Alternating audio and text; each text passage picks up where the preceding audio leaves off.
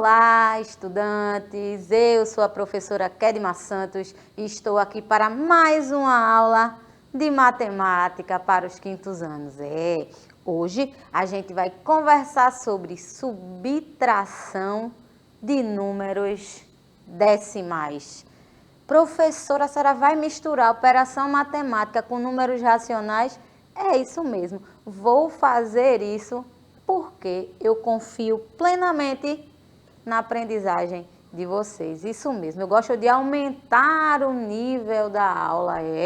Eu sei que vocês acompanham, eu sei que vocês participam, então eu resolvi dar uma mexida aí nas aulas e dar, não uma dificultada, mas o nível hoje vai ser um pouco elevado, que na verdade vocês vão entender que não tem nada de difícil, não tem nada de complicado, certo? A gente só precisa prestar atenção em algumas coisas, em algumas dicas, quando realizar as operações matemáticas utilizando os números decimais, beleza?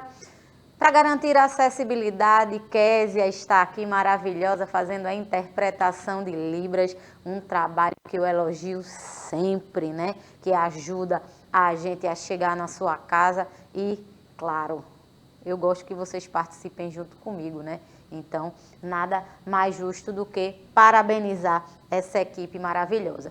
Bom, antes da gente começar com as operações de fato, vamos relembrar um pouco sobre o que são números decimais. Você consegue me dizer qual o conceito? O que seriam os números decimais? Bem, os números decimais, eles fazem parte dos números racionais e a gente conhece esses números por um inteiro que foi dividido em partes. Professora, mas isso aí é o conceito de fração também. As frações estão diretamente relacionadas aos números decimais, tá? Os números decimais são caracterizados por ter uma parte inteira e uma parte decimal separadas por uma vírgula. De modo geral, dizemos que números decimais não são inteiros, são partes fracionadas de algo inteiro. São partes fracionadas. Por isso que eu disse, fração está diretamente ligada aos números racionais. O que muda é a estrutura básica, né? Na fração a gente conhece a estrutura básica, numerador e denominador, né? Numerador é a parte que eu quero da fração. O denominador é em quantas partes foi dividida no total, não é isso? Nos números decimais, o que destaca esse número é a vírgula. Quando você vê qualquer número com uma vírgulazinha, número decimal, claro, isso é o padrão aqui do Brasil, tá? Existem outros países que os números decimais são caracterizados com, é utilizado um ponto, mas aqui no Brasil foi vírgula, é número decimal, onde antes da vírgula o que tiver é inteiro, números naturais, depois da vírgula, números decimais, ou seja, são números menores que o inteiro, tá? Números menores que o inteiro depois da vírgula. Antes da vírgula, números inteiros. Os números decimais são caracterizados por ter uma parte inteira e uma parte decimal separadas por uma vírgula. Presta bem atenção nessa questão da vírgula, porque quando você vai fazer a operação matemática, a posição dela é fundamental para garantir o resultado correto da continha. No nosso cotidiano, podemos encontrar números decimais em diversas situações. No supermercado, que é onde todo mundo chora e todo mundo vê. Porque quando a gente vai ao mercado, a gente deixa o nosso dinheirinho lá. Não tem como. Você entra com o valor e sai com no máximo 2 sacolinhas. Eu tô mentindo? Tô não, viu? Eu acho que vocês vão ao supermercado com os responsáveis de vocês e sabem que é assim, né? No máximo sobra uma moeda, 2 para comprar talvez um pirulito, né? Mas os números decimais, eles estão diretamente ligados a esse local. Supermercado, padaria, quitanda, posto de gasolina, Por quê, professora? Porque nem todos os números são inteiros. Por que vocês acham que a gente tem os centavos? Os centavos, eles são partes de um inteiro. São os nossos números decimais, porque são valores menores que R$1. Se o valor é menor do que R$1, ele é centavo.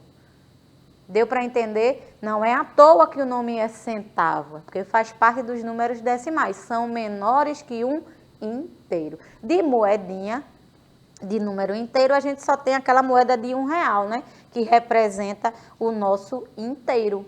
Os demais, a moeda de 50 centavos, a moeda de 25, a moeda de 10 e a moeda de 5 centavos são os nossos números decimais. São valores menores que um inteiro.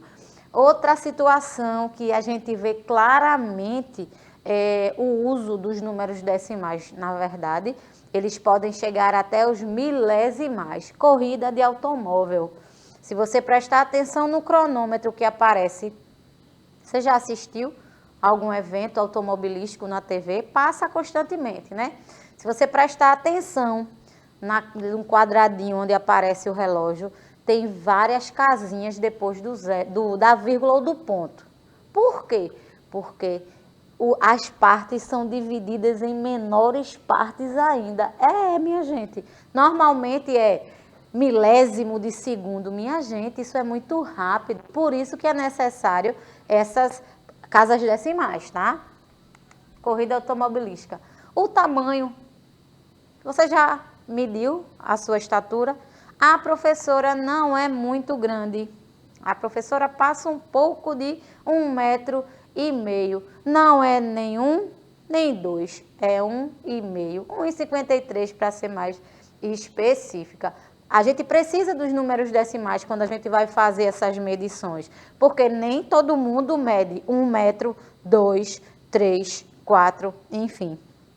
Normalmente, os nossos números relacionados à nossa estatura têm os decimais aí, porque nem chega ao inteiro, que é o 2, e nem é tão pequeno, a não ser criança, claro, que tem 1 metro. Ninguém nunca tem uma estatura exata. A maioria das pessoas, 1,53 m, 1,65 m, 1,70 m. O que vem depois da vírgula é número decimal, assim como também o nosso peso. Ninguém tem um pezinho fechado, baseado só em números inteiros. 10 quilos, 20 quilos, 30 quilos. Não. 56,5 kg. Olha aí, 56,5. 57,8. Aqui, vamos ver. Qual é a medida? Eita, 104,2. Números decimais, minha gente. Perceberam como os números decimais estão presentes na vida da gente? Presentes demais. Só aqui eu citei supermercado, evento automobilístico, estatura, né, que é com a medida de comprimento, e peso. Um número decimal pode ser representado da seguinte forma, aqui de forma mais clara. O que eu tenho antes da vírgula é a parte inteira. O que eu tenho depois da vírgula é a parte decimal. Estrutura básica de números decimais. É importante a gente saber. A modificação da vírgula, ela faz toda a diferença de valores. Por exemplo, se eu tiver o número 2, 2,0, se eu for pegar em dinheiro, eu vou ter R$2. Mas se eu pegar a vírgula e pular, vai ficar 20. R$2 e R$20 são o mesmo valor? De jeito nenhum. Por isso que a gente precisa prestar atenção quando for escrever o número decimal, porque a posição da vírgula muda completamente o valor. Nas operações matemáticas realizadas com números decimais, deverão ser respeitadas algumas condições. Isso é importante, em quinto ano. Quando subtraímos um número decimal a outro número decimal, devemos lembrar que deve ser colocado número inteiro abaixo de número inteiro. vírgula abaixo de vírgula e casa decimal abaixo de casa decimal. Lembra? Sistema de posicionamento dos números. Quando a gente fala dos números naturais, a gente diz que unidade tem que ficar embaixo de unidade, dezena embaixo de dezena, centena embaixo de centena, unidade de milhar embaixo de unidade de milhar, e por aí vai, né? A gente não pode, por exemplo, colocar o número de cima na casa da dezena e o número de baixo na casa da unidade, não pode. Os valores, eles precisam estar igualmente posicionados e precisam ter o mesmo valor de acordo com a sua classe, com a sua ordem, beleza? Aqui nos números decimais não é diferente. O detalhe é a vírgula. O detalhe é a vírgula. Eu preciso colocar vírgula abaixo de vírgula. Aí depois a gente vai vendo, a gente vai ajustando, mas não pode. A minha vírgula está de um lado, o meu número de cima, a vírgula está em outro. Não, quinto ano. Presta atenção nisso, porque compromete todo o resultado. Eu tenho aqui a estrutura básica da minha subtração, né? O meu minuendo, que normalmente é o número maior. O subtraindo é o número menor, né? O que eu vou tirar, né? Quando a gente pensa em subtração, a gente vai reduzir valores, vai tirar valores. Preste atenção nisso também. E o resultado é o que a gente chama de resto ou diferença. Se liga, quinto ano, qualquer questão que você precise saber a diferença de valores, pode fazer subtração sem medo que vai dar certo. Tranquilo? Ó, resto ou diferença é o resultado da minha subtração. Ah, professora, ele quer saber aqui quantos reais a mais Maria tem a José. Como assim, professor? Isso acontece muito. Maria ganhou 20 reais de seu pai. José ganhou 15 reais. Quanto Maria ganhou a mais que José? Isso é uma questão clássica de diferença. Fez a subtração, 20 menos 15. Oxi, a diferença é 5. É a resposta? É a resposta, com certeza. Então, não fica tenso, não fica nervoso quando tiver esse tipo de questão. Pode fazer uma subtração sem medo que o resultado ele vai sair, beleza? Vamos lá para os nossos probleminhas. Numa competição de salto em altura, o primeiro colocado saltou 2,79 metros. O segundo, 2,68 metros. De quantos metros foi a diferença entre os dois atletas? Eu acabei de falar num exemplo semelhante a esse. Eu quero saber a diferença de um salto para outro. O que é que eu vou fazer? Meu Deus, professora. A subtração é assim, é quando a gente fala de diferença de valores, com certeza. 2,79 menos 2,68. Tranquilo? Tranquilo demais. Fiz uma subtração básica, ó. 9 menos 8, 1. 7 menos 6, 1. 2 menos 2, 0. A diferença foi 0,11 metros. É só isso, professora? É só isso, minha gente. Questão de diferença é assim. A gente só precisa respeitar o sistema posicional e a vírgula. Tem mais? Eu tenho mais. Dona Ana comprou, faltou o U ali, 6,5 metros de tecido, gastou 2,8 para fazer um vestido e 1,4 para fazer uma blusa. Sobrou tecido? Calma. A gente vai resolver por partes. Primeiramente, ela comprou 6,5, certo? E gastou 2,8 para fazer um vestido. Presta atenção aqui. Deixa eu só... Opa!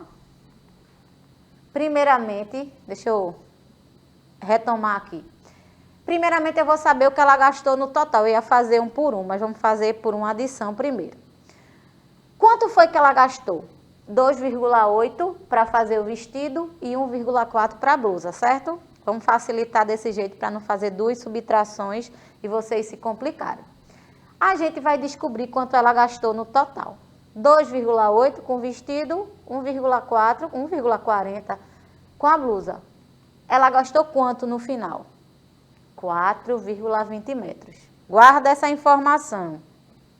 Não responde de vez, quinto ano, porque o resultado vai dar errado. Eu descobri quanto ela gastou. 4,20 metros de tecido. Agora sim, eu vou descobrir. Aqui é 6,5, tá?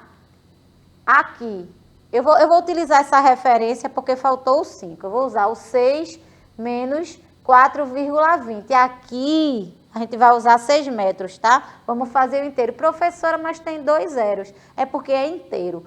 Para eu fazer e facilitar o meu número decimal, eu coloco 2 zeros só para preencher a casa.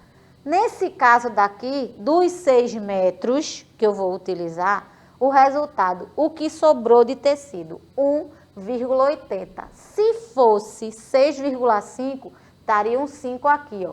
5 menos 2, 3. 6 menos 4, 2. Certo? Seria assim.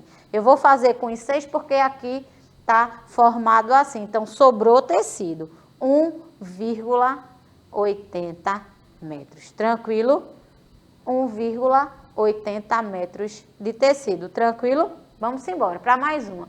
Eduarda foi ao mercado de seu bairro e gastou R$ 20,50 com carnes, R$ 14,50 com bebida e R$ 12,35 com verduras. Ele pagou pelas suas compras com uma nota de R$ 50.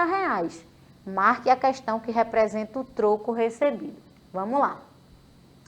20,50 mais 14,50 mais 12,35. Não foi o que ele gastou?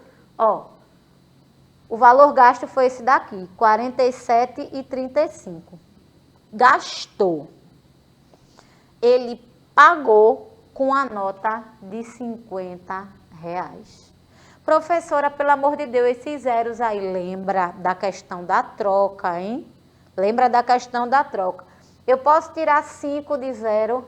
Posso não, professora, eu tenho que pedir emprestado. O que é que aconteceu aqui? É como se eu tivesse pego R$1 e tivesse trocado.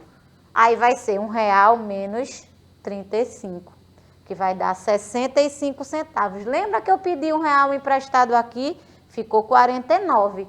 49 menos 47, 2.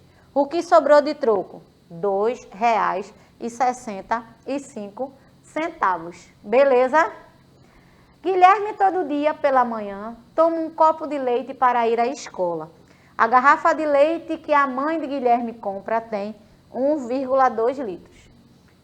Sabendo que ela comprou uma garrafa de leite hoje e encheu um copo de 0,4 litros, é como se ele tivesse tomado 400 mililitros, você pode dizer qual a quantidade de leite que sobrou na garrafa? Fácil, minha gente. Ó, 1,2, que é a capacidade da garrafa, menos 0,40. 0,8 litros ou 800 mililitros de leite, beleza? 0,8 litros. E agora, para fechar, eu vou deixar um probleminha para vocês. Printa a tela, tira uma foto e depois responde para mim no YouTube. Mariana foi conhecer o zoológico e, chegando lá, viu animais bem divertidos. Ela também viu uma plaquinha com o peso de cada animal, bem na frente da jaula de cada um deles. Veja as plaquinhas que Mariana encontrou. O peso da raposa, 2,82 kg, e o peso do macaco, 9,54 kg. Mariana quis saber qual a diferença do peso entre a raposa e o macaco. Você pode dizer qual foi a resposta que ela encontrou? Fácil demais, né? Diferença de valores. Faz a continha, encontra a resposta e manda para mim no YouTube, beleza? Por hoje, a nossa aula chegou ao fim, mas eu conto com você numa próxima oportunidade. Fiquem bem, fiquem em paz e até a próxima. Tchau, tchau.